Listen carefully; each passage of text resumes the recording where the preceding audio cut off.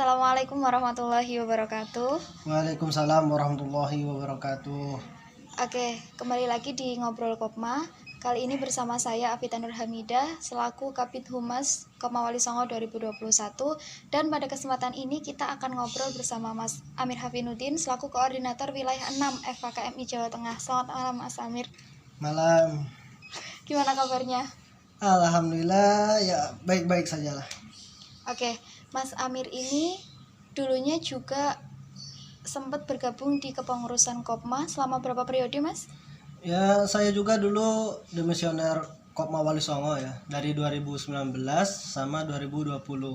Itu yang pertama sebagai wakil kepala bidang Humas eksternal, dan 2020 itu menjadi kepala bidang Humas. Terus setelah itu baru bergabung di FKKMI Ya, Jawa Tengah kita. Pas di ujung kepengurusan sebagai kepala bidang, Ya.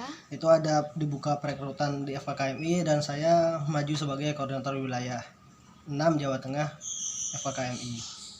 Oh, begitu. Berarti di Kopma Wali Songo berprosesnya sudah berapa lama, Mas? Ya, kalau dihitung-hitung berarti ya 3 tahun. 3 tahun. Saya full 3 tahun. Oke. Mungkin boleh dijelaskan FKKMI itu apa, Mas? Ya, ini mengenai FKKMI ya. Iya. FKKMI ini kan kepanjangannya adalah Forum Komunikasi Koperasi Mahasiswa Indonesia. Yang mana forum ini mengumpulkan kopma-kopma seluruh Indonesia. Jadi di FKKMI ini sebagai wadah komunikasi antar kopma. Mungkin dari wadah ini bisa nanti terjalinnya silaturahmi antar koperasi, mungkin bisa jadi kerjasama dalam hal kegiatan, bisa juga nanti kerjasama, goals terbesarnya adalah kerjasama usaha. Sebenarnya itu goals terbesarnya. Gitu ya itulah, jadi FKKMI sebagai wadah di mana koperasi ini bisa saling berkomunikasi satu sama lain gitu. Oke.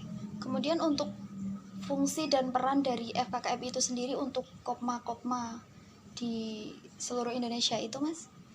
Ya, kalau mengenai fungsi kan tadi sudah saya jelaskan. Cuma kalau untuk perannya sendiri kan mungkin tingkat antar kopma itu kan memiliki istilahnya ada sebagian kopma yang udah maju, ada sebagian kopma yang masih berkembang, dan mungkin ada juga yang banyak mulai. juga kopma-kopma yang masih merintis. Masih merintis. Nah, di sini bagaimana peran FKKMI ini untuk mewadahi itu, istilahnya bagaimana kopma-kopma yang baru merintis ini bisa berkomunikasi dengan kopma-kopma yang sudah maju supaya bisa mengikuti dan ya bisa mungkin belajar usahanya, belajar manajemen kepengurusannya juga, dan pendidikannya. Itu sih hal-hal penting yang biasanya itu FKKMI itu harus bisa mewadahi, terutama ya ini kopma-kopma yang masih merintis sama kopma-kopma yang baru berkembang seperti itu. Oke. Kemudian untuk menjadi wadah bagi kopma-kopma di Indonesia itu kemungkinan ada kendala nggak sih selama menjalankan fungsi dan peran tersebut, Mas? Ya, kita bicara mengenai kendala ya. Iya. Nggak ada satu organisasi manapun yang tidak mempunyai kendala. Iya, betul. Di sini saya bicara dengan FKKMI di wilayah Jawa Tengah aja ya. Iya. Di Jawa Tengah tersendiri kan kopmanya itu ada banyak. 20-an kopma lebih. Nah, kendala yang paling terbesar adalah jarak. Oh iya, betul. Itu tidak bisa kita pungkiri, jarak antara satu kopma dengan kopma yang lain tuh ya sangat jauh lah. Dimulai dari paling ujung itu ada kopmanya Tegal, sampai paling ujung sana sampai ke Jepara, sampai ke selatan ada Solo, sampai yang selatan sebagian baratnya ya sampai ke Purwokerto. Jadi jaraknya ini kan lumayan jauh. Itu menjadi kendala terbesar sih. Ya mungkin itu kendala yang paling besarnya. Kalau kendala yang lain ya selayaknya organisasi lah. Semuanya ya mungkin kendala loyalitas dan sebagainya. Tapi kalau soal kendala jarak mungkin bisa diminimalisir melalui komunikasi online mungkin, Mas? Ya itu kami sudah lakukan. Iya. Tapi kalau nggak kayak ketemu langsung gitu ya. Mungkin komunikasi itu bisa terjalin ya kan, tapi kan rasanya itu, file-nya itu antara kita ngobrol langsung ya, betul.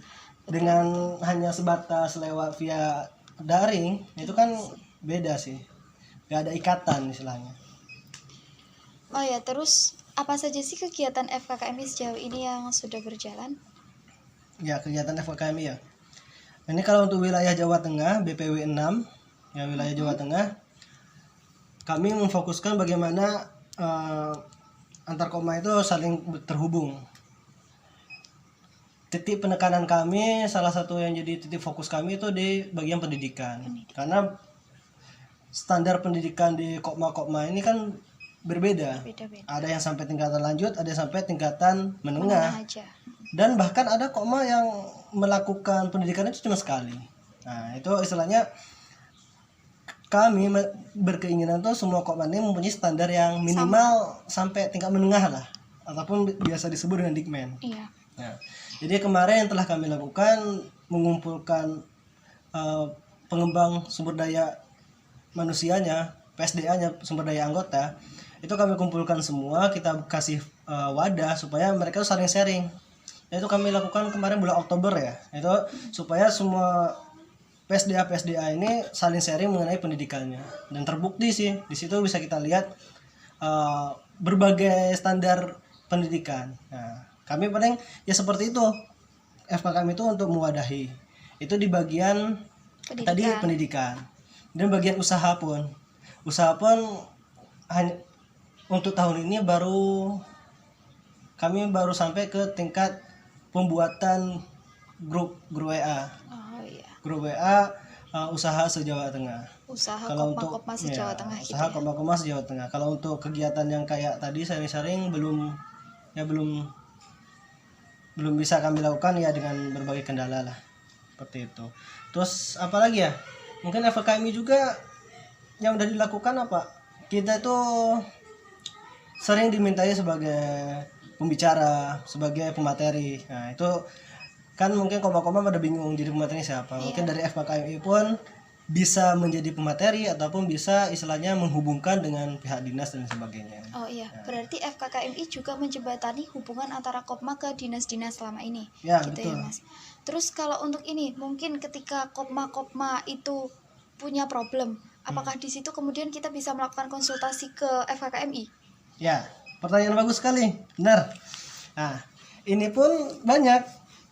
Ya, kita istilahnya kan bagi koma-koma pun untuk menanyakan kepada dinas ataupun kepada Dekopin itu kan mereka ya kalau bahasa Jawanya itu sungkan. Iya, kadang masih sungkan seperti itu. Ada beberapa koma yang minta konsultasi ke FKKMI tentang ya kemarin kayak saya kasih contoh aja kayak IAIN Pekalongan, koma IAIN Pekalongan itu pernah konsultasi mengenai pengen mengadakan pendidikan untuk anggota luar, bukan untuk kader, jadi untuk anggota secara keseluruhan. Nah, itu. Jadi ada beberapa kokma itu yang konsultasi langsung. Misalnya, Mas, ini kalau kami mau mengadakan pendidikan lanjut, materinya apa aja? Nanti ada juga ya banyak lah yang tanya-tanya mengenai, Mas, kalau saya mau melakukan studi banding ke koma ini gimana? Nah, itu banyak koma-koma yang konsultasinya ke kami. Iya. Nah, dan kami itu mengarahkan. Nah, itulah fungsinya di FKKMI. Kalau untuk sistem kepengurusan di FKKMI mungkin dibentuknya itu gimana, open recruitment-nya, terus masa jabatannya itu berapa lama?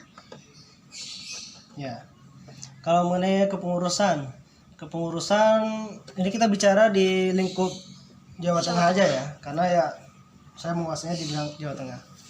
Untuk mengenai struktur kepengurusan itu preferensi dari masing-masing ketua.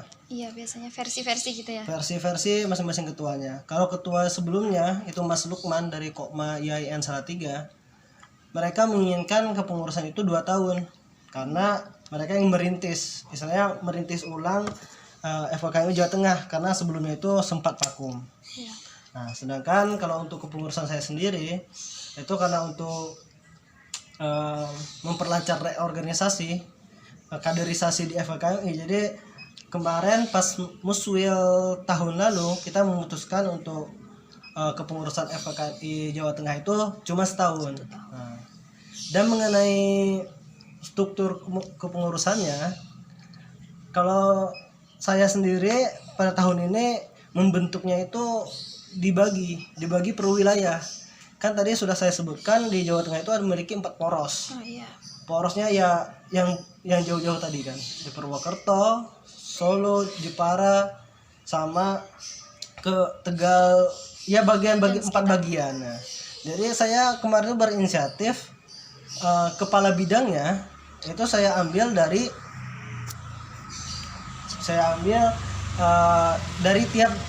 dari tiap wilayah tadi, karena ada 4 wilayah. Nah, itu minimal kepala bidangnya dari tiap wilayah itu, supaya bisa, harapannya kan supaya kepala bidang itu bisa merangkul anggota-anggotanya gitu.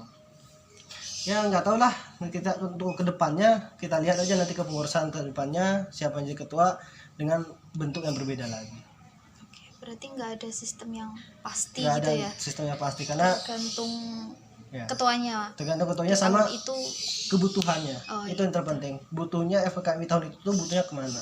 Oke.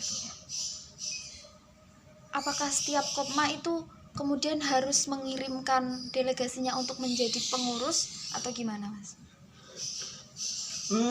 Keharusan sebenarnya tidak. Tapi kan jikalau ada pengurus dari Kopma tersebut, otomatis Kopma tersebut nanti akan berperan aktif ataupun menjalin hubungan yang baik dengan FKMI. Lebih mudah untuk menjalin hubungan gitu ya. Itu. Jadi lebih titik tekannya ke situ. Jadi ya kalau saya sendiri itu bagaimana caranya semua Kopma itu bisa dirangkul. Bisa dirangkul. Ya setidaknya istilahnya tuh eksistensi. Kalau Kopma itu sering keluar, eksistensinya kan bagus. Ya. Nah, itu yang diperlukan. Kalau saya titik beratnya di situ. Oke, kemudian harapan dari Mas Amir sendiri dengan adanya FKKMI ini untuk Kopma-Kopma khususnya di wilayah Jawa Tengah. Harapan saya mewakili dari kepengurusan tahun ini lah. Iya. Harapannya FKKMI kedepannya itu bisa lebih merangkul lah. Saya merangkul semua elemen Kopma, istilahnya dari Kopma yang maju, berkembang sampai yang baru merintis itu semuanya harus bisa diayomi. Sama satu lagi goals terbesar yang tadi saya katakan, bagaimana caranya adalah suatu kerjasama antar Kopma. Nah itu kalau udah terjadi itu berarti itu menjadi suatu terobosan yang terbaru dan terbaik, karena ya cuma sebatas silaturahmi kan, kita udah bertahun-tahun itu hanya sebatas silaturahmi. Coba bisalah kita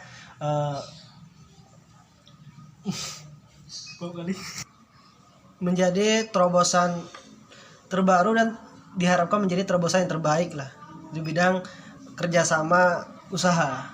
Itu sih harapan saya bagaimana kepengurusan FKKMI ke depannya. Oke. Mungkin cukup itu obrolan kita malam ini, Mas. Iya.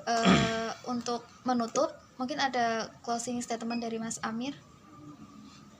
Ya saya harapkan semua Kopma bisa menjadi lebih baik ke depannya. Silaturahmi antar Kopmanya itu ditingkatkan lagi, terutama Kopma Wali Songo, di mana Kopma Wali Songo tempat saya berproses, tempat saya dibentuk. Saya harapkan ya Kopma Wali Songo ke depannya bisa lebih eksis, di mana kita harus menjadi unggulan dibandingkan dengan Kopma-Kopma yang lain. Itu harapan saya. Oke. Terima kasih Mas Amir. Terima kasih atas waktunya sudah berkenan sharing dengan kami. Siap. Sudah berkenan mengisi ngobrol Kopma kali ini. Mungkin cukup itu. Kurang lebihnya mohon maaf. Wassalamualaikum warahmatullahi wabarakatuh. Waalaikumsalam warahmatullahi wabarakatuh. Bravo Kopma. Bravo.